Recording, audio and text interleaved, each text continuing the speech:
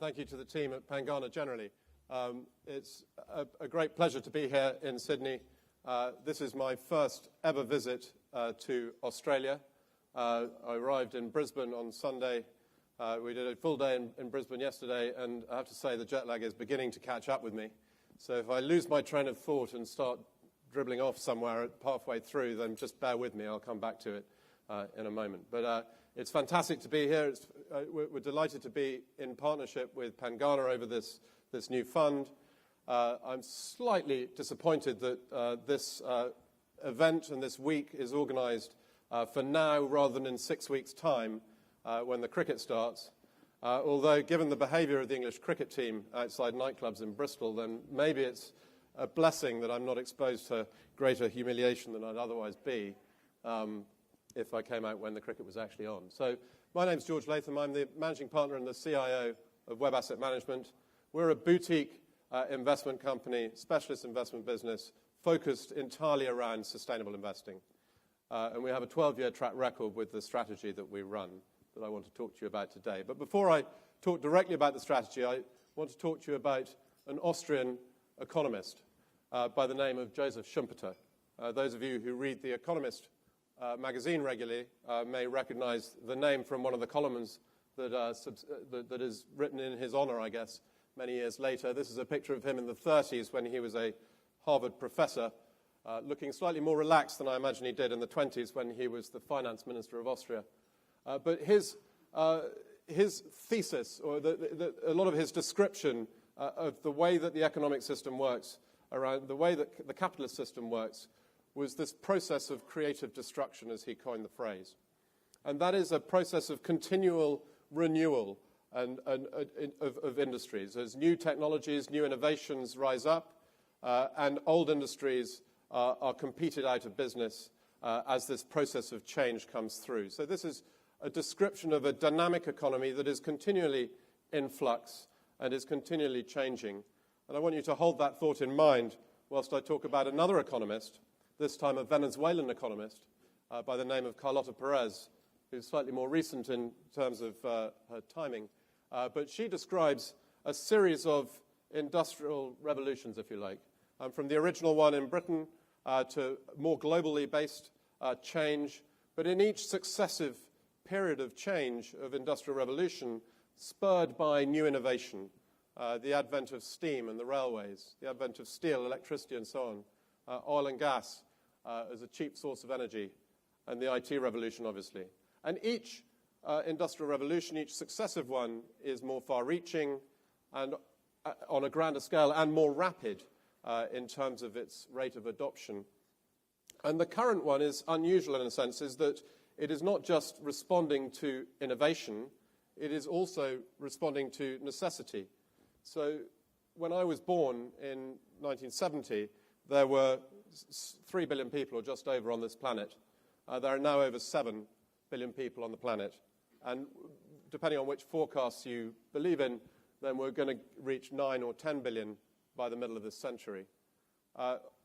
Within that context, we're also all wanting to achieve higher standards of living, which relate to higher levels of consumption, higher levels of resource use. And so we have an exponential use of resources in a world where planetary resources are, by definition, finite.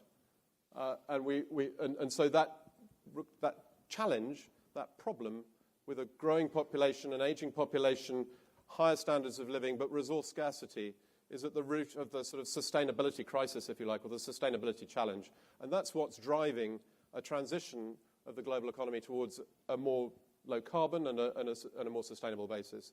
And this transition is underway here and now. The way I describe it, things are happening now. And it's not just an opportunity. For many, it is an opportunity. But for many traditional industries, facing that process of creative destruction, it's a threat, it's a risk. If you're sitting in the coal industry over the last 6 years, then that industry has lost huge amounts of value as the dynamics of consumption have changed, and some very well-known and established and companies with good longevity have gone out of business altogether. And one of the reasons behind this is a fairly basic set of maths that I'm just going to talk about for a second. 2 years ago, in December 2015, in Paris at what was known as the Conference of the Parties, the 21st attempt to do so, 192 countries reached an agreement that they would make all steps to try and achieve a target of a maximum of 2%, of 2 degrees of global warming compared with pre-industrial levels, with an ambition lower than that, at 1.5%. This is a piece of work that was done by some former colleagues of mine under the name of the Carbon Tracker Initiative, which basically looked at the Intergovernmental Panel on Climate Change, the scientists' view on what we needed to do in order to be consistent with trying to achieve that target. To achieve that target of 2 degrees of global warming, we have a budget between 2013 and 2050 of 900 gigatons of carbon being released into the Earth's atmosphere to have an 80% chance of hitting the target. If you set that against the amount of carbon that's embedded in the reserves of the oil and gas and mining companies, national companies and listed companies, that is the basis of their valuation, the basis of their asset base, that reserves is 3 times the budget we have out to 2050. So there's a basic problem here that the two don't add up. Either we aim for 4, 5, 6 degrees of global warming, which is, 2 degrees is pretty catastrophic. That's unimaginable, really. Or we do take steps to hit 2 degrees, and we've got a problem with stranded assets, that an amount of that carbon is unburnable. And that is a problem not just for the coal industry, it's a problem for a lot of the basic resources companies and a lot of the fossil fuel companies. And it is the manifestations of that are changing markets very rapidly, and they're changing markets today. So when I started my investment career in the mid-90s, kind of Rule 101 or Lesson 101 in terms of where you went if you wanted to be defensive, if you wanted to preserve capital, if you wanted to avoid losing money in equity markets, was one good place to go was regulated utilities as a defensive place to invest. So if you've invested your money in the German national champions, regulated energy utilities over the last 10 years, you've lost 80 to 90% of your money because the shape of that market has changed fundamentally as the structure of the German energy grid has become much further biased towards renewables, and these companies, RWE and E.ON, have failed to invest to keep up, and as a result have lost not just share, but lost their exposure to the market dynamics, which have fundamentally changed in the way that people make money.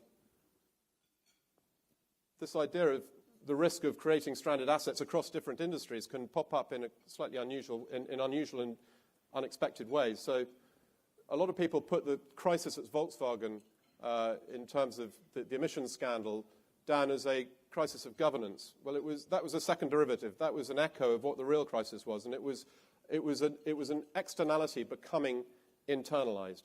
So the external cost of the internal combustion engine on society, on the commons, is the pollution emissions that they emit that the company doesn't pay for that produces the car. Now, that externality is becoming internalized into the profit and loss account, into the economics of the car industry through ever-rising standards that are being put in place by regulators around the world. And that is creating such pressure on the R&D budgets, on the manufacturing cost base of these companies that in this case, in Volkswagen's case, they were encouraged to cheat in the end, the system. And that kind of sort of standout event, as we had with Volkswagen, is the sort of thing that then leads to more rapid adoption of change. So we now, so before I say that, actually, what we're talking about, as I say, is a negative externality. On the flip side of that, there are other businesses that are encouraging the change, that are contributing to helping enable and benefit from this change. So where you have positive externalities of businesses, so negative externalities of businesses which are at risk of seeing a process of creative destruction. On the other side, you also have opportunities to companies which are part of the solution, or companies which are solving those problems, creating positive externalities, if you like, common goods. So Horiba is a business that makes the testing systems that actually found out Volkswagen. Hella makes LED light bulbs that go into lamps at the front end of cars that help them be lower carbon in the end. Littlefuse and AMS make sensors that are related to power management and safety. TE Connectivity and Norma make clamps and component parts that are part of the electrification of the value of the drive chain in the automotive industry. So where there is these challenges to some of the traditional industries, there are also new industries and new dynamics and new technologies that rise up to create opportunities. But the events like what we saw at Volkswagen are accelerating this process of change. So this is now the forecasts from the Bloomberg New Energy Finance of the adoption rate for electric vehicles, which is now expected to reach 50% of the fleet by 2040. A third of the fleet and 50% of new cars by 2040. And so that has driven over the last 2 years the change in the development of new technology around electric vehicles has been spurred very rapidly. So recently Volkswagen announced that they were going to stop producing pure internal combustion engine cars altogether by 2020. The likelihood is that those forecasts are probably going to be too cautious. If anything goes from the experience previously of the adoption of renewables to date. So this is Bill Gates had a famous expression that we always overestimate what's going to happen in 2 years and underestimate what's going to happen in 10. And this is very true of what we've seen with the adoption of renewables. This is about solar. I could have put the same chart up or a similar chart up about wind. In 2004, forecasts were that by 2030 we would achieve maybe 100 gigawatts of installed power for solar across the world. Actually, what's happened is that every single year since, the forecasts have been beaten and had to be raised. And we're continuing to see that outperformance of the forecast in terms of the adoption rate of new technologies. So much so that we now expect the supply of energy to flip from a 2/3 fossil fuel, 1/3 renewables basis as we are today, to the other way around, 2/3 renewables, 1/3 fossil fuel. And that's whilst the total amount of energy produced, or electricity produced, doubles. And within that fossil fuel portion that looks like it stays similar is a huge change from coal to gas. So enormous amounts of flux for companies to deal with, and that'll be challenges for some and opportunities for others.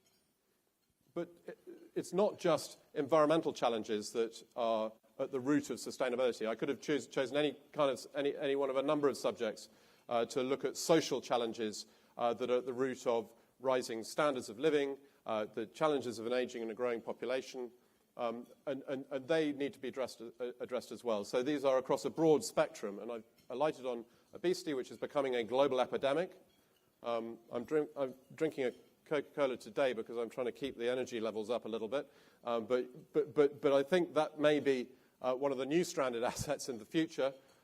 We saw just last week the struggles that Pepsi are having in terms of trying to transition their portfolio from the sort of sugary drink side to the more the healthier food side. And again, so you have this sort of dynamic of change in the industry. There's all sorts of different areas that rise up in trying to address this problem around that comes from unsustainable or unhealthy lifestyles.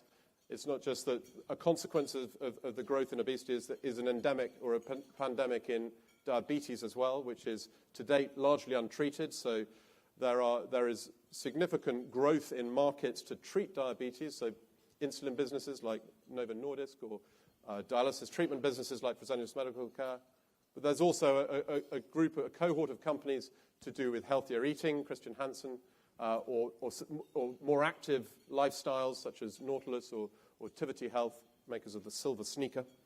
And so this happens across a broad range of spectrum and a broad range of opportunities. But this is about trying to rethink or reframe the traditional concept of sustainability or sustainable investing with reference to externalities, if you like. I think a lot of people, when they hear someone's going to come and talk about sustainability, expect someone with a beard and sandals and a hemp shirt to come and speak on the stage. But really, what we see is that there is an element of the traditional market and the traditional economy where there is a risk of stranded assets and a risk of a permanent loss of capital as a result of this process of creative destruction. There's a lot of the market where environmental, social, and governance challenges are a risk to how you do business. They're a risk to be managed if you're a Unilever or the like. But actually, if you are a Unilever is a brilliantly run business from a sustainability perspective. But in the end, ice cream and shampoo is not something that is contributing to a positive externality or a positive change. So what we're looking for is businesses where the growth in their business, the growth in their revenue, the growth in their profit grows in lockstep with a better outcome, a better impact from a social or an environmental perspective.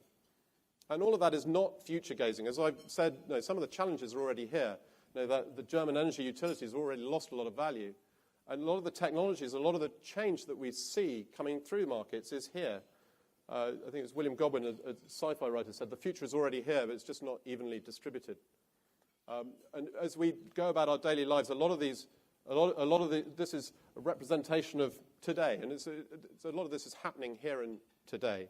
But I'm going to change pace a little bit and or change gears a little bit and talk more directly about how we try and capture all that change in an equity strategy, in a portfolio strategy that is targeting better risk returns than other global equity strategies in the way that we invest over the long term.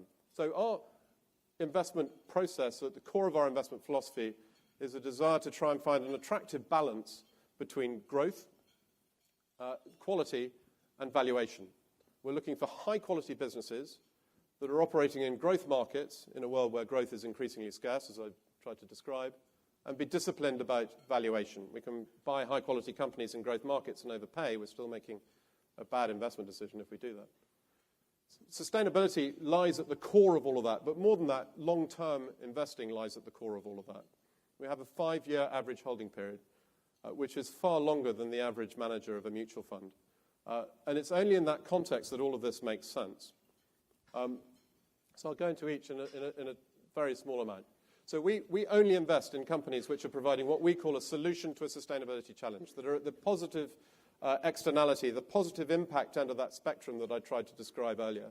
Companies where the positive environmental or social benefit grows in lockstep with revenues, and it's a driver of future revenue growth. That definition actually leads us to a broad range of investment themes that are both social and environmental. So alongside health and education and well-being, we have environmental services, water and sustainable transport, resource efficiency and the like.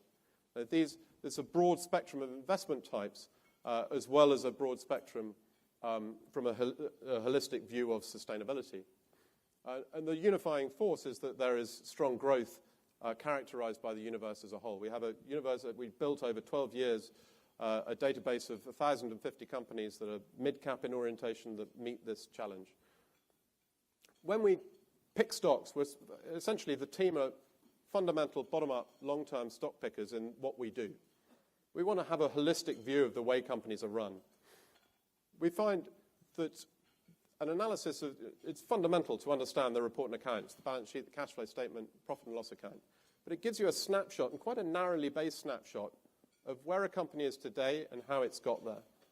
It's not necessarily all that good at helping you to calibrate the future. And all we mean by environmental, social, and governance analysis is a route through to trying to identify other features, a broader analysis of how we identify management quality, of corporate quality, so understanding how well invested a business is, understanding the extent to which that business is likely to be able to sustain and grow its franchise and have sustainable returns from the theme in which it operates. That's what we mean by ESG analysis, and it's an integral part of the way that we select stocks and choose companies to invest in. The other terminology that people, alongside ESG analysis and CSR and all sorts of TLAs or three-letter abbreviations that people come up with to describe this place that confuse people, the other terminology that gets used a lot is engagement, which is really about turning what's traditionally been a slightly sort of one-way conversation between investors and management teams into a two-way dynamic. And that becomes relevant, again, if you had that longer-term perspective and that longer-term average holding period. So we do have quite an engaged relationship with the companies we invest in. We want to help those companies, we want to encourage those companies to have better governance, better standards in terms of the way they approach their own footprint to address the challenges and opportunities that they face from a stronger way with a long-term framework. We want to encourage those teams to be, those companies to be run for the longer term. We also engage quite a lot at a policy level. So we were core members of the IIGCC team, which did a lot of engagement, was very contributory to, was a lot of the people involved in the negotiations in Paris in 2015, name that, the contribution that the financial services sector made, and specifically within that the IIGCC, which is the Institutional Investors Group on Climate Change, had towards achieving that stronger outcome. And we look to measure how we do in terms of what the actual positive impacts are from the portfolio. But it means that a lot of these labels, a lot of these sort of slightly amorphous concepts of ethical or ESG or stewardship are not inputs into they're not controlling factors or inputs into how we define the portfolio. They're natural outcomes of the way we invest. And they're often a natural outcome of just having a longer term investment time horizon. And so we don't look as a priori as a starting point to impose a set of ethical criteria or ethical screens on the portfolio, but because we're only looking for companies that have a positive impact, it means that the portfolio that results from that is consistent with pretty much every set of ethical criteria that I've seen. And a common thread of all of it is the importance of being longer term in terms of the way that we approach it. And because we have this focus on output and impacts and what we're actually achieving in terms of the companies that we're investing in, gives us a very solid basis to be able to communicate better with our investors and give you as advisors stronger tools to communicate to your clients what your money is doing. So alongside, obviously, being able to talk to them about their return and the investment return they're making, what is the social or the environmental return in terms of the impact that their money is having? How is it contributing to making a better outcome as a result of the way that they've invested? And so we've now started through doing some really quite granular and ground-up work at a company-by-company level through the portfolio to be able to discuss, to report to clients on the amount of renewable energy that's associated with a certain amount invested.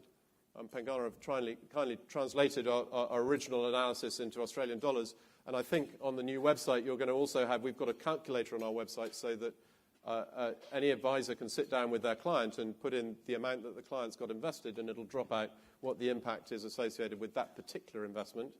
And I think that's something that's coming through in the Australian version as well in time. So we found it in the UK to be a really engaging tool to work with clients, for our advisor clients to work with their end clients over. So I'm just going to describe a little bit about some of the investments we have, just to give you a sense of the diversification in the portfolio. Because one of my bugbears, which I'll try not to get onto now, is about benchmarks. I think a lot of people obsess about benchmarks and tracking error. We think about risk very hard. But we think risk is related to the risk of a permanent loss of capital, and that needs to be addressed inside the investment process. And we also think risk relates to concentration risk, or concentration of where exposures are. So a lot of our risk analysis is about the diversification within the portfolio and the diversification of end markets that we address. So we believe that we have very good diversification, although we are very active relative to a benchmark index. So against the MSCI World Index, we have a 98% active share. That doesn't mean that we're putting all the bets on red. The two biggest themes within the portfolio, we won't have one theme over 30%, but the two biggest are resource efficiency and health. You'll notice that clean energy is not the dominant theme at all in the portfolio. It's 6% of the portfolio today. Education is also quite small today. It's 2%. They're dynamic, these, and we don't have to be invested in all of the themes all of the time. So there have been periods, quite long periods at times, when we've been out of cleaner energy altogether. We don't feel forced to own it. We've been out of education altogether for periods as well. So that allows us to try and be objective and avoid bubbles forming if areas get too popular and too expensive and the like. So within that, even within some of the themes, there's quite a lot of sort of heterogeneousness, if you like, or they're diversified within themselves. So resource efficiency really meets four different areas. It meets energy efficiency, materials efficiency, buildings efficiency, and manufacturing efficiency. And so we have those are very different end markets and times, and so we have investments that address all of those. And so even within the resource efficiency theme, there's quite good diversification. So A.O. Smith makes very clean, also very energy efficient water heaters. Kingspan insulation materials, Acuity Brands is LED lighting. I don't think these are. And Renishaw is very precise measurement in the manufacturing process. ANSYS allows for computer-aided design and in the design phase, which allows for much more energy efficiency or materials efficiency as well in manufacturing. Within health, an important thing, we're looking for solutions to sustainability challenges as a driver of long-term return. So our theme as we describe health is very different from GICS health or the sort of benchmark health. We don't have much, if anything, in pharmaceuticals and biotech, because a lot of them can't really be described as providing a solution to a sustainability challenge. We focus much more on prevention rather than a cure, so diagnostics and original research, on cutting costs in the healthcare system, which can lead us to some IT, on the challenges of managing aging demographics or tackling obesity, as we spoke about, or preventative care. So there's a broad range again. It's different from the index, but it's diversified as for itself. So hopefully that gives you a bit of a sort of view of how we think and how we invest. This is our we've only been running the Pengana Web Sustainable Impact Fund for 2 months, so the track record sounds very short term, but actually we've been running this strategy for 12 years.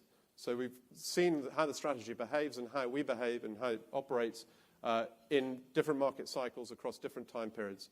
And so it has a level of tried and testedness, if you like, to the approach that we have and the exposures that it gives. But now, and for the last 5 years, with two partners, we're building a partnership business, which is a boutique specialist. This is all that we do.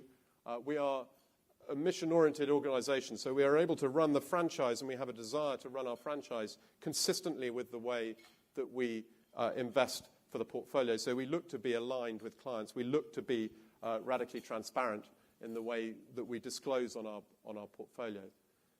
The sustainability side of it is not a bolt-on. It's not a module that you can attach onto the side of a portfolio to make it sustainable.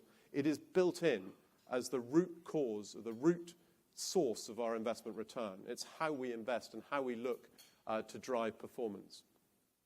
And that's through looking for these solutions to sustainability challenges. But at its end, essentially we're investors, not traders. We're fundamental, bottom-up, long-term investors, quite old-fashioned in a way. We run a 60-stock, long-only, diversified portfolio. It's just very focused on the way that we see the future developing and a way of having a broader range and a more in-depth range of views on how we find corporate quality in a long-term construct. So thank you very much for listening. Thank you very much for your time. I think it's interesting that someone comes to Australia and apologises for their cricket players. I'm not sure that that's necessarily been required recently. Mark Christensen is my name. I'm part of the Australian Equities team. I've been asked to present on the new income fund that we're launching as part of our team. I guess it's active now, but it'll officially be launched, as Damien said, about 1st of November. I've been asked to give a presentation which I could easily do over about an hour in about 15 minutes instead, so if you can bear with me, I'm going to try to go through it quite efficiently. Anything I breeze over too quickly, please write it down and save it for a question afterwards. The team before you, Chris and I are very excited. Chris is here today as well. We're very excited at the opportunity to manage this fund. We've both been part of the Australian Equities team for the last number of years and have sort of further experience in broking, in research, etc., at various institutions before that. We're not doing it in a bubble. We're very pleased to be able to draw on the experience of Rhett and Anton. Many of you will be very familiar with these guys. Given Rhett is, in fact, not here, he's in Melbourne today, I can confirm that the experience, the over 80 years experience, there is an inverse correlation between the amount of hair you have on your head in that slide and where all the experience lies. But as I said, he probably still heard that. So I'll move on. Don't want to spend a lot of time on this slide, but it's really just a scene setter, something that you're all very aware of. We have a very obvious, a very powerful demographic trend, which is seeing the age cohort of 65 and over growing much stronger than other age cohorts in Australia. In fact, 65 and over is expected to more than double over the next 30 years. So that has quite profound impact for all of us in this room, in that cohort is very much an asset-rich, income-poor cohort, and therefore that there is this demand for a yield product, for an income product. We've received that via questions in the core fund for the last couple of years, which has spurred us really to launch this strategy, and I'm sure it's something that you guys deal with every day. So if we accept the fact that we say, okay, there is a demand for yield, and Chris and I start to apply our mind to how should we think about managing a yield fund income, we come across a bit of advice here from Raymond DeVoe. I don't know if any of you are students or have read some of his comments previously, but he makes the point to say more money has been lost reaching for yield than at the point of a gun. It sounds a bit dramatic, and most of his comments are actually more hypothesis than actual studied theories. But I guess that the point that he really makes out of it, and something that which we all need to take away, is that certainly if reaching for yield or if achieving a yield target is your primary or is your main focus, then it's very easy to lose sight of the additional risk that you take on every 10 or every 20 basis points that you reach. And human nature really does make you reach that little bit higher, particularly if you have set or defined targets that you need to meet. So if Warren Buffett sees it appropriate to quote him, then I feel I can do so here as well. And it's a big warning sign before you actually approach the space. So, let's really keep that in mind. But having said that, if we say, well, what has been the experience of yield investors, of this sort of subsector of the market over the last 7 or 8 years? And well, actually, Ray DeVoe might have been a little bit too bearish, because these traditional sectors, banks, property and utilities, have had a very strong run. There's not obvious pitfalls in that sort of in that journey. And we all know what the slide tells us is that we've had a period of declining long-term bond yields. You can see it's gone from 6% to 2%, and that's provided a real tailwind to investors and these sorts of products in the sector. Two ways really. The first way is obviously highly geared companies that benefit disproportionately from lower costs of debt. So utilities is a great example there, and the red line shows you they've been a big benefactor. But also, just generally speaking, the relative attractiveness of income-paying equities has increased over that time. And even now, particularly on a post-franking basis, there's still a lot of places in equity markets that are much more attractive to the income investor than a simple government bond. But again, we're focusing here on what an absolute yield is. We're not yet considering the other side of the equation, which is the capital risk that we take on every time we do invest in equity markets. And it hasn't all been one way. There have been plenty of examples. I've just picked 3 here of real traps. I returned to Australia in 2011 as a sell-side research analyst covering Goodman Fielder. And I put a sell rating on it straight away, and I got told by a lot of people it's got a 10-11% dividend yield. How can you put a short on a stock like that? Obviously it kept going. It sort of halved from that point. The dividend fell away, and obviously that story didn't end very well. Even more, more blue chip companies like Telstra and Coca-Cola Amatil. To George's point before about Coke, I mean, Coke has been a good solid 5-6% dividend payer for as long as many in Australia can remember, but that sort of a yield is no good when your share price has gone from $16 down to $8. And so yield investing can be tricky, is the point. We have to give a lot of thought to the sustainability and the risk that we're taking on for every 10, 20, 30, 50 basis points that we reach for. So again, that just sort of sets the scene a little bit. So we take all that on board and we say, okay, well, how are we going to design, how are we going to approach running an income fund for investors, given that sort of a backdrop, and obviously there's much more to consider about income markets. Well, the first place we start is actually the place that Red and Anton started 9 years ago when they set up the Core Australian Fund, and that is to actually say, look, what are investors' actual needs? I would suggest to you that an investor in that 65 years or older cohort, which doesn't have years of income producing ahead of them, their first and primary need is capital preservation. Okay, this is an investor group, and actually I'm 40 years old. I think it's appropriate to me, but it's a particular investor group that needs to preserve capital first and foremost, and we believe that is the first need of every investor. The second need is you need to have a return commensurate for investing in equity markets. So here we don't think investors' needs every year is to outperform the market by 20 to 30%. That's certainly an investor's want, but it's not necessarily an investor need. If you are going to invest in equity markets, and this is our philosophy for the core fund as well, we think you need at least around about that 2% cash, plus academics will tell you an equity risk premium is about 6%. So if we take those two round numbers, we think 8 to 10% with a primary focus on capital preservation. If you can deliver that every year, that will be meeting investors' needs. From an income point of view, we talk about that the deliverable being mostly in the form of income. So we set ourselves a little bit of a motto, if you like, or a little bit of a statement to say, how are we going to approach this? And this is what we come out at, just to summarise there. Well, Chris and I, we aim to provide a common sense approach to actively manage an investment portfolio with the primary focus being on capital preservation. And where a substantial component of the returns are delivered in the form of income.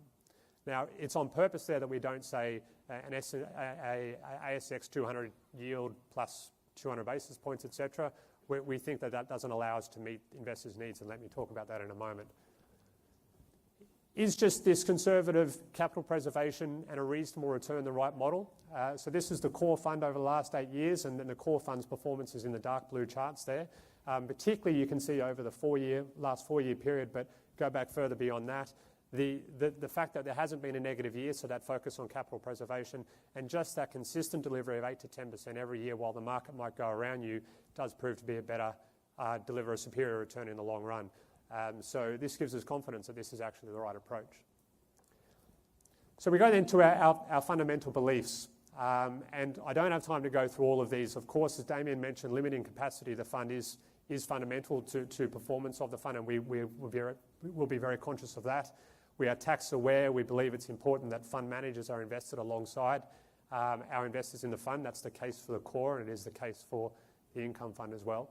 But the three that I want to touch on just now is capital preservation, benchmark unaware, and our philosophy on cash, which is to say, if we can't find investments that justify the risk, we stay in cash. And a common sense mandate allows us to be up to 100% invested in cash if market conditions actually dictate or suggest to us that that's appropriate. Let me talk about that in a moment. First of all, benchmark unaware and how we think about risk. And this is a slide where we compare ourselves to index trackers. And we understand in the world that there's a place in investment land for all sorts of different managers. And so I don't want to be seen to be standing up here putting other people down. But this is how we think about our approach versus others. An index manager, someone who is managing to deliver a target, let's say again, ASX 200 plus say 100 basis points. Their perception of risk, if you like, is I have to make sure that I own, first of all, probably all the banks. I probably need to make sure I own Telstra. I need to make sure I own Transurban, Sydney Airports, all of these. And if my tracking error varies a little bit from that, then I have a huge personal risk of delivering a result which varies from that benchmark target that I'm aiming for. Now, I would argue that's not consistent with my identification of investors' needs of capital preservation, because if I'm that manager, I could be thinking, you know what, Transurban at the moment's got a high load of debt in an environment where interest rates could actually start going up pretty soon, plus it's pretty expensive. I don't think that's in my investors' capital preservation best interest. But if I don't invest in it, my tracking error goes up and I deviate too far from that target, so I've got to invest in it anyway. That's not a philosophy that we feel very comfortable about. When we approach investments, we think a lot more about just first and foremost, what is the risk of losing money in this investment, and is it going to generate us the appropriate return? It's that two different perceptions of risk which actually influences your decisions and dictates the look of the portfolio every day, and that's a key difference with how we have managed the core portfolio historically and how we will manage the income fund as well. So capital preservation, everybody talks about capital preservation as a focus. We've got a broad toolkit of tools that we use to make sure that we can enhance that. We make sure that we're not invested in highly economically sensitive stocks, cyclical stocks that are going to be boom or bust. We like to make sure we maintain a very disciplined investment process, which keeps us true to our word and keeps us on the right side of cycles. We like to build in a large margin of safety to make sure that, okay, even if we were wrong, we must be very wrong before it hurts us. And we do use on occasion various options to give us some downside insurance in the fund. It's not an active part of our strategy. It's just a tool we have at our disposal. But perhaps the most significant tool that we have to preserve capital, and this leads into the next belief, is that ability to stay in cash. And that fundamental belief that if we cannot find investments that will satisfy those two goals of protecting capital and sufficient return, then we stay in cash. And I understand this feels a little bit, this has been a little bit challenging for investors to digest over time. Our investors in the core fund who have come with us have begun to realise and appreciate the benefit of the strategy. But the one thing I want to point out about it is that we don't all sit around a table and decide this week it feels like we should be 20% cash, next week we should be 25% cash, because we're very smart economists and we just know that that's the case. It's a bottom-up process to us. So we come to work every day and we want to be 100% invested in equities because that's our job and that's what excites us. But the truth of the matter is that we can't come in every day and find things that, or we rarely can come in every day, find things that satisfy all of our criteria. And if we do that, we're not just going to be invested for the sake of it and risk losing our investors' money. So cash is an outcome of available opportunities. And I can put up charts to show you how that evolves over time. But good examples are that typically in expensive markets, you will find our cash piles will go higher and higher and higher because we see fewer opportunities. When those typical corrections do come, we find ourselves with a lower exposure from an equity point of view, but also a large cash pile that we have ready to deploy as opportunities present. And the Brexit day was one great example. We went into that with quite a high level of cash, and we deployed about 15% of the portfolio in one day, got a lot of stocks very, very cheaply. Rhett will tell you it was not a very comfortable exercise, but you position yourself the right way, you have the discipline of your investment process, and those sorts of opportunities you can capitalise on. So the main message there being cash is an outcome of available opportunities. Okay, our investment process, again, this is another hour discussion of itself.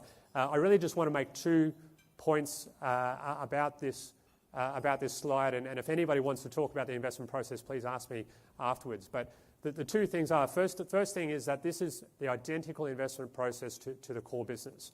We're the same 4 guys sitting in the same 4 desks, doing the same 4 things we do every day, we have done for the last 9 years, using the same process. So the idea generation, the discussions, the debates about what is a good business, the criteria that it needs to satisfy, right down to the valuation metric of the after-tax cash earnings yield. The only difference is that final hurdle. For the core fund, we've always asked ourselves the question, if this business is generating a 6% cash yield now, can we reasonably forecast that to grow to 10% over the next 3 to 4 years? Agnostic about whether the deliverables in income or in capital, we just need to know that the cash yield can get from 6% to 10%. If it can, it's a candidate for the core fund. In the income fund, we get to that last stage and we say, you know what? Income-paying businesses will typically return a high level of the cash they generate to shareholders. That's what we like about it. If you're doing that, then you're probably not going to be fortunate enough to be getting a whole lot of growth thereafter. So for the income fund, we might not be able to say this 6% yield is growing to 10%, but we can satisfy ourselves to say, you know what, this 6% yield can grow a little bit every year, and we think it's sustainable. And if we can satisfy ourselves that that's the answer, then that stock is a candidate for the income fund.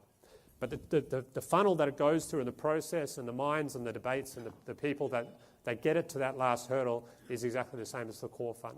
So point number 1. Point number 2 is we're in the business of identifying good businesses. Okay, we're not looking to craft a bond proxy portfolio. So we're not just doing simple screens, ranking all dividend yields and saying, let's just do the top 20. We're very much about identifying good businesses, and let's talk about that further in a moment. I've got a slide here which, unfortunately, and this doesn't sound great, time doesn't permit, where I could go through a company as Aventus and I can talk you through our investment process. Anybody wants to do that, please write it down and let's talk about it in Q&A. Damien's going to get angry at me if I spend any more time on it right now. So what does the portfolio look like today? Again, so we've got here the top 10 stocks on the left-hand side. The first point I would just return to the fact to say, if someone was to lay those 10 stocks in front of you, would it stand out to you as an obvious income yield portfolio? I hope you're saying, well, not obviously. As I said, where's Sydney Airport or Transurban or where's Mirvac or Stockland or some of these more traditional yield names that you probably see? Again, that's not accidental. We are not just simply yield investors. We're good business investors that happen to find good businesses generating good cash flows, sustainable cash flows that can actually pay dividends to shareholders and feed our income needs. The other point I'd make just there is that there's a number of stocks there in the top 10. Nobody might recognise IVE Group. I don't know if anybody does know IVE Group. The likes of Viva Reid, Z Energy, certainly not top ASX 50 stocks.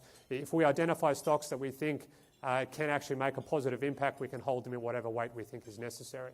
So, and that's the absolute focus, the benefit of having that absolute focus. On the right-hand side, we've got quite a broad sector exposure, so we're not overly exposed to any one particular sector. Financials does say 22%, but there's about 7 or 8 points there in diversified financials, the likes of SG Fleet and Smart Group, etc. So we're not just all about the big banks, even though we do hold a number of them there.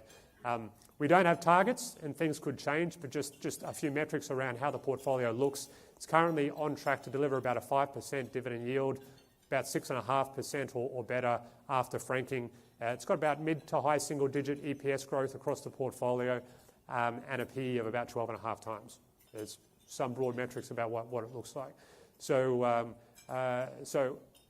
we weren't given a cash box through the Hunter Hall Trust. We did actually have to migrate from one portfolio to another. That transition has largely happened, and Chris and I hope are looking forward to deliver on this fund.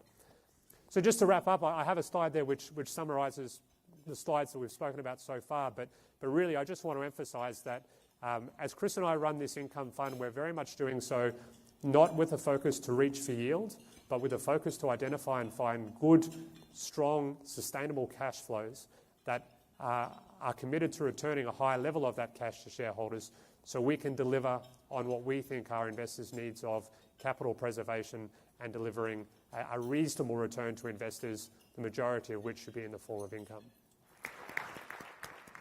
It is fantastic to be able to present in front of such a large audience, and it's a real honor for me, and thank you so much for your time to listen to what I have to say.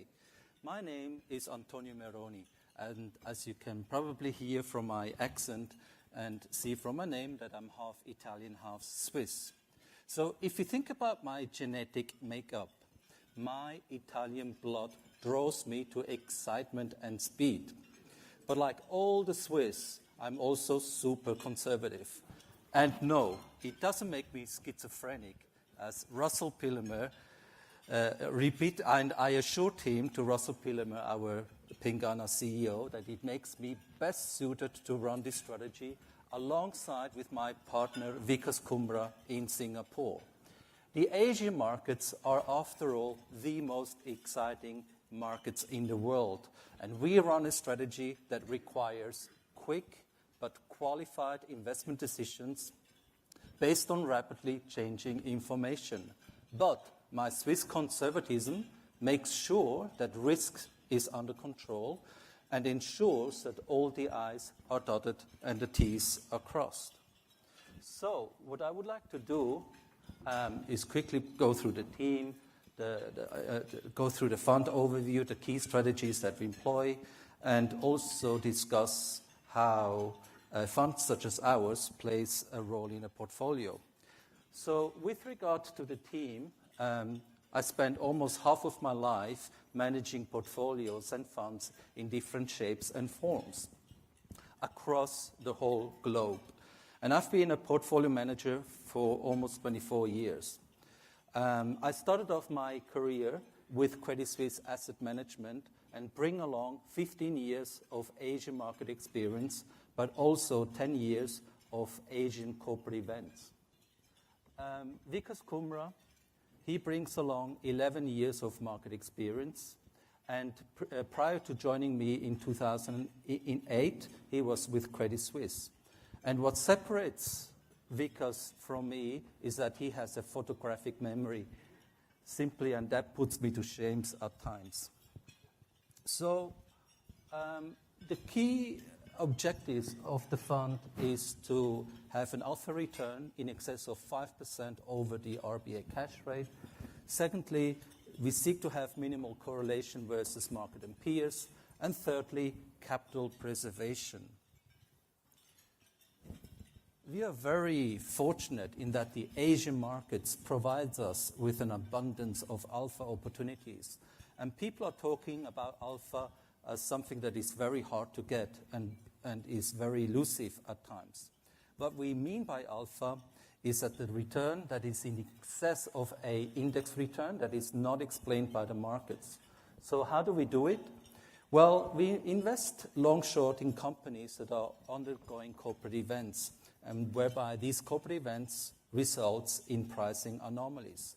What we mean by corporate events is events that happen to companies such as buybacks, demergers, spin-offs, etc. What we mean by pricing anomalies what we mean is that the shares become either too expensive or too cheap because of these corporate events. And because Asia markets are very volatile, and you hear me say this a lot, that volatility is the friend of the event manager, it creates more inefficiency, which subsequently increases the frequency and the size of the anomaly. And finally, on this point here, there's not that many focus event managers out there that do what we do. And for the reason for that is they are simply way too large to meaningfully participate in those corporate events. For example, 70% of Asian M&A deals that come to the market are between the mid-cap and small-cap space. So these guys are missing out on great opportunities, but we can participate meaningfully in those. So what has the fund achieved? So we've been running for almost a decade now, and we've been annualizing since inception returns of 8.3% with a volatility of 6.1%. And these results suggests a positive Sharpe ratio. 8 out of 9 years we've had positive returns, and there's only been 1 year whereby we have a small negative drawdown, and that was not due to falling equity markets, that was a deal-specific situation. So here's another link of my Swiss heritage, if you like. I deliberately planted here the red cross, because we are the guys you want to have around if markets have accidents, and accidents do happen. So you can see on the far left, I plotted the biggest monthly falls in Asian markets, ranging from 20%, and I stopped at 7%. So, and we are able to preserve capital most of the time. The two more recent events in 2016, Brexit and Donald Trump election win, saw markets fall in excess of 5%. But had you called me on that day, I would have told you that the fund was completely ring-fenced and showed a positive outcome. And finally, the maximum drawdown has been 8% for our strategy versus a negative drawdown of 57% for Asian markets using weekly data points. Why Asia? So we all know how dynamic Asia is, the demographic changes in terms of population growth. We all know how strong the Asian consumer are and how strong those Asian economies are growing. Therefore, Asia cannot be ignored, as the rise of those Asian economies are creating larger liquid markets. And we've seen that with the Chinese capital market opening up through the northbound and southbound connectivity program. Asia is currently 27% of the MSCI Global Index and projected to be north of 50% by year 2030. And there is also very strong M&A deal activity as well. In the year 2000, Asia represented 12% of global M&A, and today is in excess of 30%. So just touching on two markets, Japan and China. China is in the early stages of an unprecedented overhaul of its state-owned enterprises apparatus. Therefore, the Chinese government is to see more SOE consolidation, form national champions, which ultimately will lead to M&A transactions and asset injections and higher equity valuation. Also in Japan, we've seen high level of consolidation simply because the announced governance reforms that has been introduced in 2015. And there is also an unprecedented focus on shareholder returns through higher dividends and a record number of share buybacks. Did you know, for example, that 32% of TOPIX members in the index in TOPIX in Japan are in a net cash position as opposed to only 8% in the United States? So as you can see, there's lots of activities across Asia-Pacific markets, which keeps both myself and Vikas very busy and very excited. And it's not just the Asian growth. It is the changing structure of markets and reforms that drives corporate events and mispricing opportunities. And also the situation in North Korea gives us the market volatility, and we are very happy about that. So how do we do it? We have identified 3 buckets. The first one is what is merger arbitrage, the second one, relative value, and the third one, directional alpha. Within merger arbitrage, our target return is 4 to 5% absolute. Within relative value, 3 to 4, and we aim to generate 1 to 3% in the directional alpha book. So if you add those 3 buckets together, we are getting to our target net return in excess of 8%. So I would give you an example of an M&A deal situation. Think about company A buying company B at an agreed price of $2. But the share price might be only trading at $1.95 initially, and that it is due to 2 months of deal completion and some deal conditionality attached to that.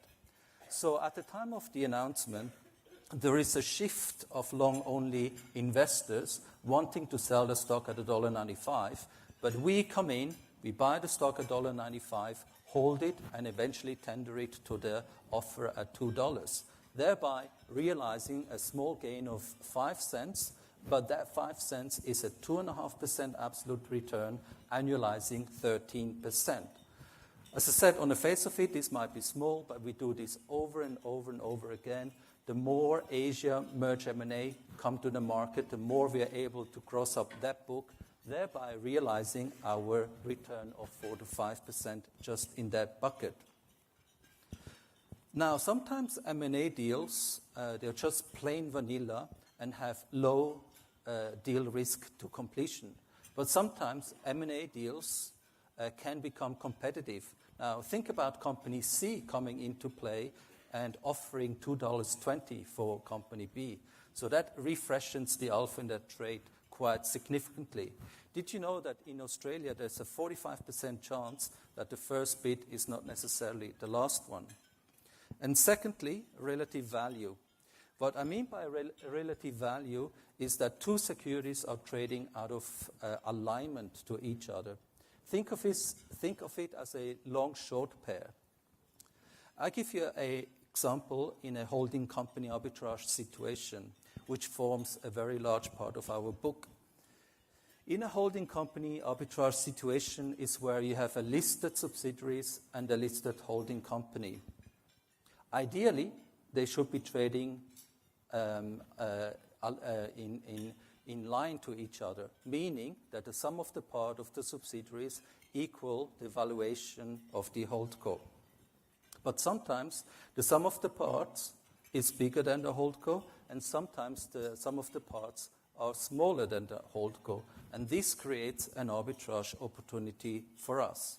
So the trade here is to go long the holdco and short the subsidiaries, and when the holdco trade expensive at a high valuation, we short the holdco and go long the subsidiaries. And you can clearly understand that market volatility is playing a very important part, as it causes this anomaly either to widen or to shrink, thereby creating this opportunity. And the last bucket is directional alpha. Here we basically identify 10 stocks across the Asia-Pacific markets that, due to some corporate events, have tremendous alpha associated with them. So we are simply outrunning those companies and wait for the alpha to play out.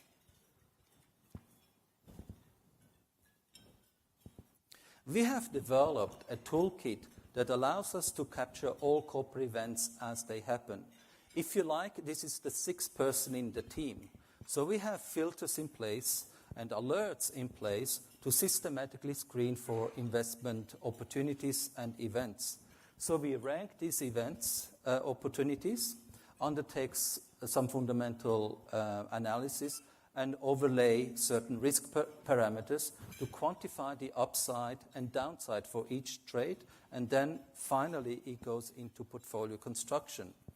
So Our investment process is 70% deal specific, i.e. going through scheme documentation and so forth, 20% company fundamentals, and lastly, 10% is quantitative analysis, which is our backtesting to ensure that those three core strategies produce alpha in all market conditions.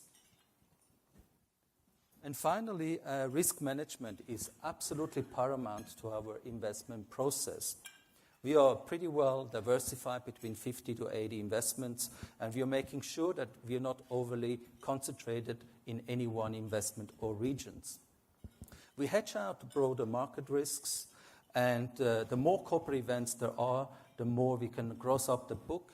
Right now, we are maxed at 2.5 times leverage, or 250% of growth, and keep our beta or net exposure lean and mean at around 20%. We keep our positions, we want to trade in and out of our positions and with very strict liquidity parameters, just in order to avoid illiquid positions and skeleton in the book. And lastly, we've got dual prime brokers, Deutsche Bank and Morgan Stanley, in order to diversify counterparty risk, and they also provide us with an abundance of stock borrow availability. So moving to the final point, what role does this fund play in a portfolio? Well, we have some investors that use this fund to complement their existing equity portfolio. At the same time, we have fixed income investors at the same time, we have some investors that use this fund to complement their fixed income bucket due to the low volatility and consistency of return. So the key benefit here is for an investor to diversify the risk whilst enhancing portfolio return, as this slide shows.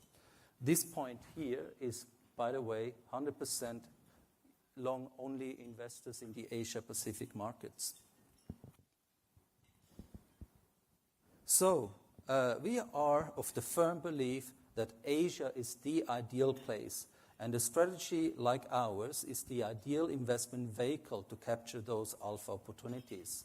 Our alpha are repeatable, consistent in all market conditions. And remember, volatility is the friend of the event manager. So the fund has achieved these three long-term objectives with a net return of 8.3%, 6.1% volatility, and very minimum beta and correlation. And finally, for those of you who want to build that in a portfolio, well, you can use our fund to bridge the gap between equities and bonds. Ladies and gentlemen, it has been an absolute pleasure for me to share our insight, and I hope that you're walking away with a view to consider a strategy such as ours. Thank you so much. Hi, my name is Stephen Glass, and I'm Head of Research and a Portfolio Manager of the Pengana International Equity Funds. It is a great pleasure to be here today. I always enjoy presenting to family and friends, and partly because I find you can get brutal honesty from them. So my dad's in the audience today, and a few months ago I actually had my father-in-law in the audience, and at the end of the presentation he said to me, "Well done, Steve. You know, behind every successful man is a surprise mother-in-law." So that was great.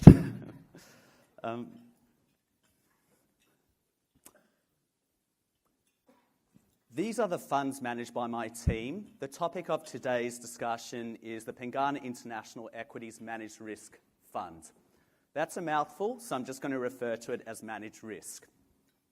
Managed risk is quite literally the Pengana International Equities Fund with an extra risk management overlay.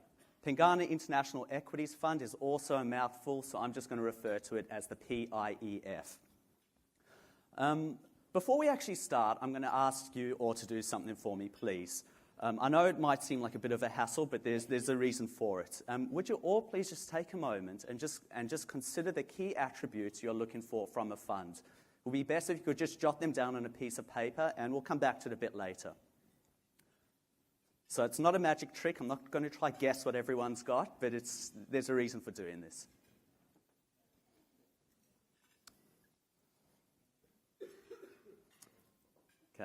Thanks so much.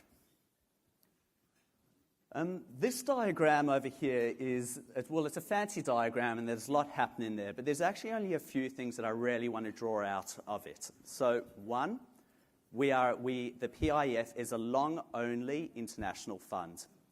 Two, it holds 30 to 50 stocks. And three, and this is the most important point, it is an evergreen fund, which is just another way of saying it is a core fund. But what exactly is a core fund?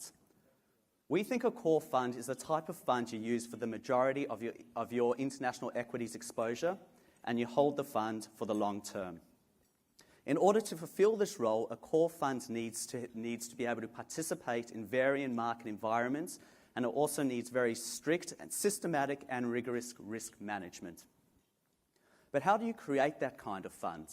And the answer to that question begins with a story. Fidelity Investments conducted a study of its Magellan Fund. So the Magellan Fund run by Fidelity out of Boston, not the Magellan Fund in Sydney. So they conducted a study of its returns between 1977 and 1990, so the 13 years that it was run by Peter Lynch. During that time, the fund delivered an average annual return of 29% per annum, which is just phenomenal and easily makes Peter Lynch the best fund manager of all time. And Warren Buffett, the best investor, Peter Lynch, the best fund manager. But what they discovered in that study was truly shocking. The average investor in that fund lost money. So think about it. This is a fund that delivered an average annual return of 29% for 13 years, and yet the average investor lost money. How could that be the case? Does anyone want to hazard a guess? Perfect. The fund was a volatile fund with lots of peaks and troughs, and people being people tended to buy after periods of strong performance and sell after periods of weak performance. The net effect, humans, they were a tax on themselves. Now, it's easy for us to sit here and just think about that and reflect on it. One might smile and say, well, that would never be me. But just consider the fact that there were tens of thousands of investors in that fund, probably over 100,000. And the period of analysis is 13 years. So the sample size is indicative of the broader population. Friends, the investors in that fund would have been you and me. We could have been in the same situation. And what that demonstrates is that just seeking returns is insufficient. The path from there to there is actually very important. And with that in mind, the way to solve it, you need to actually have three aims if you're going to be a core fund. One, you need to make money, obviously. Two, you need to avoid large losses, large drawdowns. And three, you need to minimize volatility. Now, as I explain how we go about delivering on these aims, much of what I'm going to say, in fact, I hope everything I say is going to sound really simple and common sense. And I hope that's the case, because that's exactly what it is. It's a common sense, simple approach to invest in. But let's not confuse that with ease of doing it. It's a little bit like golf. It's very easy for me to say, oh, you hit the ball from there to there. It's another thing to do it in different weather conditions, another thing to do it when you in a tournament environment, and another thing to do it when you've got lots of people watching you. It's common sense, it's simple, but that doesn't mean everyone can do it. So the process we employ for actually delivering on these aims begins with our stock selection methodology, which we title the 6 pillars of successful stock selection. It's basically just a checklist of 6 things we're looking for from stocks. So the first thing, cash generation. We focus on cash flow rather than accounting earnings. Accounting earnings can be manipulated. They are guesstimates of cash generation. By focusing on cash generation, we avoid a lot of accounting potholes. 2, reasonable valuation. I use the word reasonable on purpose. We would prefer to buy a terrific company at a reasonable price than a reasonable company at a terrific price. But at all costs, we want to avoid overpaying for a company. 3, growing. Time is the friend of the growing company. It's the kind of place where people want to work. It's the kind of place that has sustainable competitive advantages. Management spend their time in growing companies actually employing strategy rather than putting out fires. These are the kind of companies that tend to provide more positive surprises than negative surprises. 4, positive tailwinds. We like companies that have some underlying drivers to support the company. Either the market is growing or just some underlying drivers, IT companies, companies exposed to aged care, companies exposed to diabetes, so on and so forth. These are the kind of companies that can still succeed even if management makes strategic or operational mistakes. 4, good management. It's very few people that look for bad management, but the reason we put it up is because it is so important to us. And probably the biggest compliment we can give a management team is that they have a long-term perspective. It's very easy for any CEO to just cut costs, fire people, and then boost their short-term profits. They get a nice bonus, and then they go. But you know what? That is not sustainable. We want a management team that are forgoing the short-term unsustainable profits for the long-term big gains. And finally, and this is probably the most important point, unlikely to blow up. We will not invest in companies that have a lot of debt. We do not invest in companies that are binary bets that are worth that much if something happens, but that much if it doesn't happen. We don't invest in opaque companies. We don't invest in stories. We want actual data. We don't invest in companies with material structural headwinds. I mean, sometimes I wonder what we do invest in, but the universe is still large enough.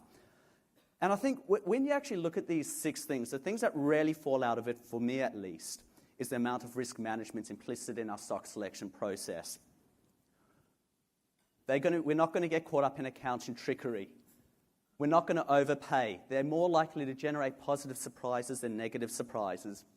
We've got positive tailwinds to drive the company even if the company makes mistakes. We've got good management who are hopefully making the right decisions. And if we get that all wrong, everything we do is wrong, we're still unlikely to lose a lot of money because we're not going to invest in companies that are too highly geared and so on and so forth. These are the characteristics of a company that can fit into a core portfolio. However, stock selection is insufficient, which brings me to portfolio construction.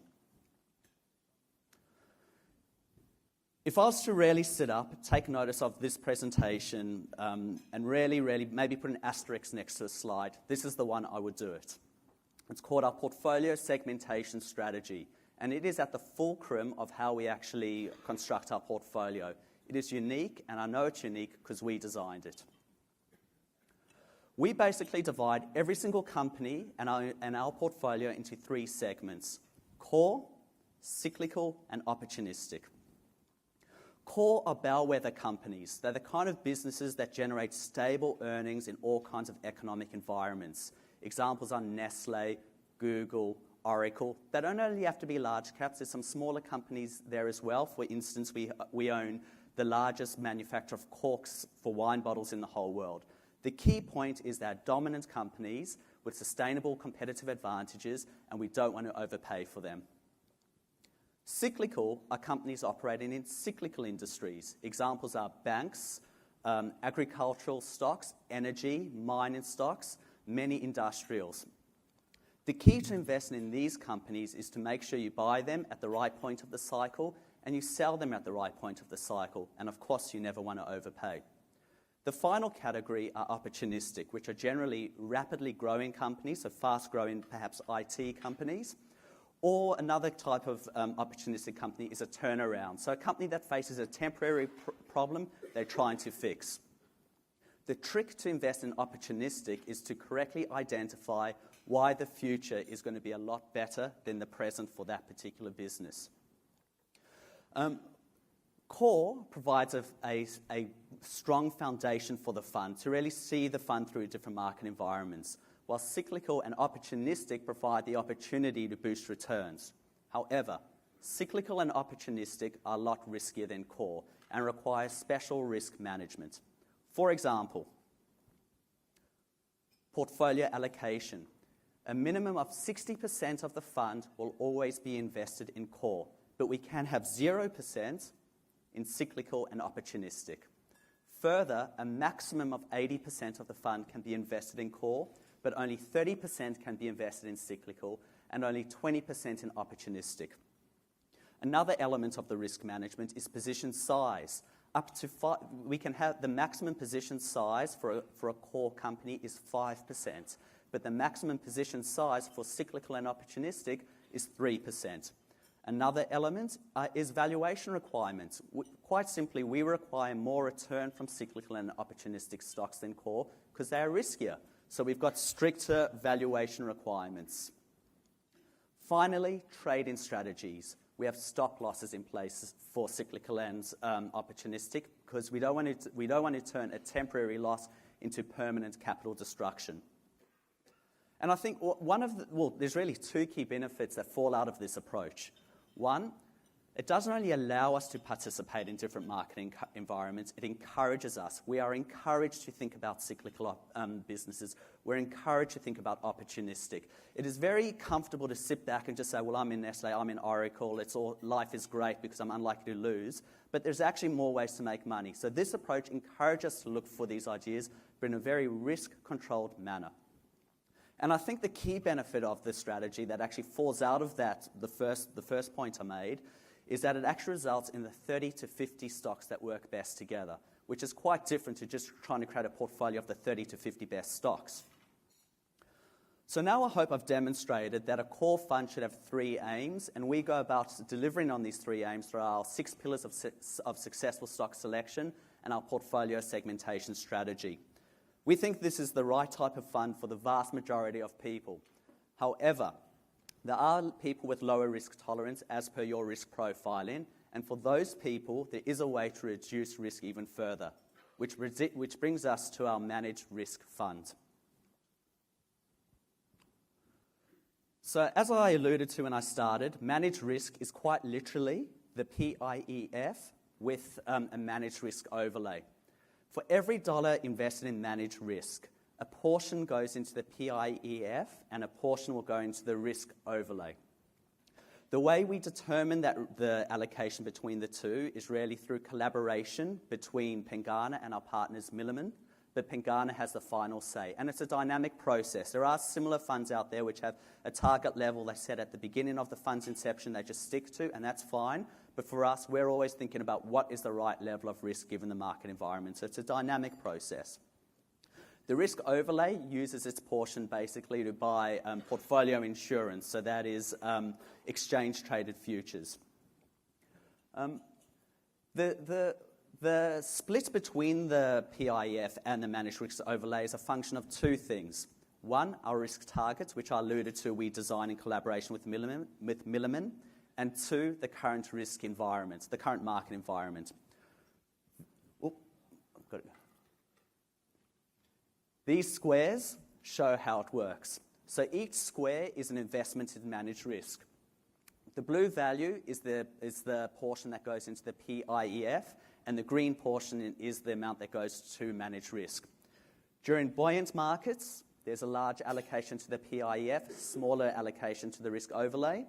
And during more turbulent times, the allocation to the risk overlay increases. So the net result is you land up with a portfolio with lower downside risk and lower volatility. Now, we could have actually gone about implementing this ourselves. We don't have to go with Milliman, but we chose to choose Milliman as our partners. Milliman is one of the world's many people haven't heard of them because they're not listed, but they are one of the world's largest actuarial and risk consulting firms. They have offices in 59 countries around the world, over 3,000 risk management employees, and they've been established since 1947. The reason we chose them as a partner is multifold. First, they are truly world leaders in what they do. They've been doing it for a long time. They've got lots of people that have been working on risk management models for a very long time. They've got a proven track record. Their models are very sophisticated. They really are amongst the best people we could partner, or arguably the best people we could partner with. Another reason we partner with them is they have 150 traders around the world who are watching our portfolio and providing the right level of protection on a 24-hour basis. And that is critical if a risk event occurs at 3 a.m. Sydney time. It's good to know we've got someone in Chicago trading appropriately to keep the risk within our targets. Also, because of Milliman's size, we get access to a broader range of securities, and we get exposure at a lot cheaper price than we would be able to ourselves. And finally, we are able to work with Milliman in an integrated fashion. So they get trustee-level access to our portfolio daily. So they are able to design the risk management overlay bespoke for our fund. I should also mention that the Milliman's fees are paid for by us, the managers, so there's no additional fees for managed risk. However, there is a performance fee. There's no performance fee for the PIEF, but there is for managed risk. However, the performance fee is not payable if the fund delivers a negative return during the performance period. So I think when you bring it all together, it's a very attractive structure, and we feel it's like playing a game of tennis with Roger Federer as our partner. We feel like we're in a pretty good position with Milliman on our side. So this is how the funds have gone. This slide over here shows the PIEF versus the benchmark. The green line is the PIEF, the blue line is the benchmark. It's delivered exactly as we hope it would do. It is delivered during negative markets. It tends to outperform. During more buoyant market, it struggles to keep up. Because buoyant markets are really characterized by cyclical and opportunistic doing very well. And by definition, even if we could only have a maximum of 40% in those sectors. So you can see when markets are very buoyant, it's more difficult for us to keep up. But amazingly, we've actually done better than the market. And that's due to stock selection. But I will also emphasise that at no point did I mention that our aim is to beat the market. We anticipate that we will, but our aim is to make returns, avoid large losses, and minimise volatility. The other diagram shows the PIEF versus the managed risk, and the difference between the two is really a function of the amount allocated to the risk overlay. So think of it as though it's like the PIEF swimming with a life jacket on. It's harder to swim, but you know what? It provides a level of security. So all in all, we're very happy with the performance, and we're happy to share any performance data you may want. So, in conclusion, I discussed what a core fund is, how it really needs to have three aims: make money, avoid large losses, minimise volatility. I discussed how we go about delivering on that by having our 6 pillars of stock selection, our portfolio segmentation strategy. And then we went through managed risk and the additional protection we got from Milliman and why we think that is such an attractive structure. We think this is the right way to manage money. It is the way that we manage our own money, our family money. I don't have money elsewhere, so this is where my money is, and I believe it is the right way to do it. And what I'd like to do now is I started off by asking you to just think about the key attributes you are looking for from a fund. And if you don't mind, will you just refer back to those attributes and just consider if the PIF or the managed risks actually fulfill them. So thank you very much.